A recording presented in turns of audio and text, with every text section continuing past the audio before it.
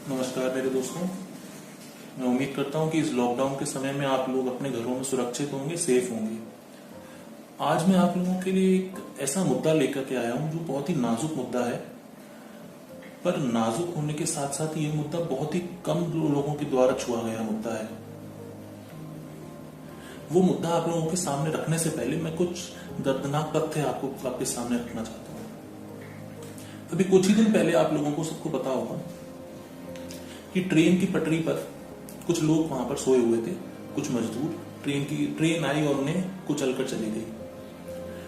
अभी कल की ही बात है, यहाँ सबलगढ़ मुरैना के पास में एक व्यक्ति महाराष्ट्र से निकला था सबलगढ़ आने के लिए। 70 किलोमीटर मात्र रह गए थे उसके घर पहुंचने के लिए, और रास्ते में एक ट्रक आया और उसे कुचल कर चला गया। अभी एक दंपत्ति अपने 3 बच्चों के साथ निकले थे अपने घर जाने के लिए, यूं ही रास्ते पर, और उनकी भी वही असर हुआ। कार आई और उनकी जान लेकर चली गई। इसी तरह कई हजारों लोग रास्ते पर निकले हैं और कई सारी न्यूज तो हम तक पहुंच भी नहीं पाती। आपको क्या लगता है कि असली कारण क्या है जो इतने सारे हजारों लोग, लाखों लोग पलायन कर रहे हैं? क्या रोटी है? अरे रोटी तो सरकारी राशन की दुकानों से फिर भी जैसे तैसे थोड़ी कम थोड़ी ज्यादा मिली जाती है। कुछ समाज सेवी संस्थाएं भी हैं जो काम कर रही हैं। क्या रोटी है कारण? नहीं, असली कारण रोटी नहीं है। तो क्या इन लोगों की नजरों में जान इतनी सस्ती हो गई कि अपनी जान हथेली पर लेके अपने घरों की तरफ निकल गए हैं, बड़ा शहर छोड़ करके? नहीं। तो ऐसी क्या बात है कि इन्होंने सरकारी नीतियों को बिल्कुल अनदेखा करते हुए, जब सरकार कह रही है कि आप अपने घर में रहें, सुरक्षित रहें, तो ऐसी क्या कारण बन गया है कि इन लोगों को अपने घर जाने की इतनी ज्यादा लालसा हो गई है? मैं बताता हूं आपको वो कारण। जो असल कारण है वो है किराया।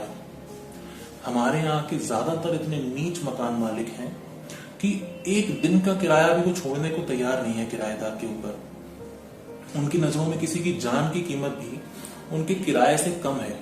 साहब, उनको तो 1 तारीख को किराया चाहिए, मतलब चाहिए। आप अपने सामान बेचो, अपने गहने बेचो, आप कुछ भी बेचो, आप अपने आप को बेच दो, पर उन्हें 1 तारीख को किराया चाहिए, मतलब चाहिए। अरे मैं उन मकान मालिकों से पूछना चाहता हूँ कि तुम लोगों की नजरों में जान इतनी सस्ती कैसे हो गई? क्या तुम्हारी इंसानियत बिल्कुल मर चुकी है? क्या तुम्हारे वैल्यूज बिल्कुल मर चुके हैं? हाँ, अरे एक इस कसाई भी जो है ना, मुर्गे को काटने से पहले दुआ मांगता है कि साहब मुझसे ये गलत काम हो रहा है, मुझे क्षमा कर देना। तुम लोगों में तो उतनी भी दया भाव नहीं। अरे मैं सरकार से पूछना चाहता हूँ कि क्या हमारे कायदे कानून इतने ढीले हैं? क्या इतने कमजोर है हमारे कानून कि हम इन लोगों को कुछ समय के लिए रोक नहीं पा रहे किराया लेने से? क्या हम इनके अगेंस्ट FIR काटने का प्रावधान नहीं बना पा रहे कि जो भी मकान मालिक परेशान कर रहा है? अरे जाने कितने मजदूर हैं जो अपना मकान इसलिए छोड़ रहे हैं कि उनके पास किराया देने के पैसे नहीं है। अरे देख तो लिया करो कि किसी के पास रोटी खाने का पैसा है या नहीं है, और तुम तो पहुंच जाते हो किराया लेने के लिए। अरे मैं पूछना चाहता हूँ उन IAS IPS अधिकारियों से, उन ब्यूरोक्रेट से जो पास होने के बाद सबसे पहले कहते हैं कि साहब मैं तो बहुत गरीब घर से आया हूँ, मेरे पास पैसा नहीं था, मैं यहाँ से आया हूँ, मैंने बहुत गरीब दिन देखे हैं, मेरे पिताजी रिक्शा चलाते हैं, मेरी माँ बर्तन मांजती है। तो क्या तुम अपने मकानों में रहा करते थे तब? हाँ, क्या तुमने कभी किराए के मकान नहीं देखे?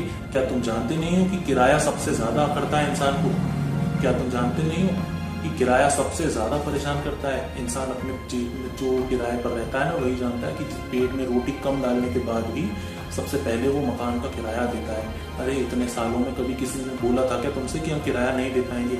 आज जब उनके पास नहीं है तब भी तुम उनसे किराया मांगने के लिए पीछे पड़े हुए हो। अरे थोड़ा समझ जाओ, थोड़ा सा इंसानियत दिखाओ और परेशान मत करो। कई सारे लोग तुम लोगों के कारण अपनी जानें गंवा रहे हैं। कोई हाईवे पर जाकर अपनी जान गंवा रहा है, कोई घर के बहुत नजदीक जाने पर अपनी जान गंवा रहा है। अरे उस मजदूर से पूछो तो सही उससे कि उसके घर में कोई उसका इंतजार कर रहा था, वो अकेला था अपना 10 लोगों के परिवार का भरण पोषण करने वाला। उनकी जान की कीमत तो करो, उनकी नहीं तो उनके बच्चों की कीमत करो कम से कम। थोड़ा समझो इस बात को। कभी सोचा है कि कोई व्यापारी भाई जो महीने का 50,000 रुपए 60,000 रुपए किराया भरता है, 2 महीने से कहां से लग के आ रहा है किराया? आपने तो बोल दिया कि मुझे चाहिए, नहीं तो खाली कर दो। अरे साहब, उसकी दुकान से उसका भरण पोषण होता है, उसके पूरे घर का जो 50,000 रुपए किराया भरा है, पिछले 2 महीने से उसने 1 लाख रुपए उसको आपको किराया दे दिया है। आपने कभी पूछा कि वो किराया कहाँ से लेकर आया? वो कभी आपने पूछा कि तुम्हारे घर में तुम्हारे बच्चों ने रोटी खाई है या नहीं? हाँ, तुमने तो बोल दिया कि जाओ दुकान खाली कर दो। अरे ऐसे कैसे वो दुकान खाली करके चला जाएगा? ऐसे कैसे वो दुकान खाली करके चला जाएगा? हाँ, उसको दुकान भी अपने पास में रखनी है, जिससे लॉकडाउन खुलने के बाद वो कमाई कर पाएगा। अभी कल की ही बात है, मेरे एक व्यापारी बंधु से मेरी बात हो रही थी।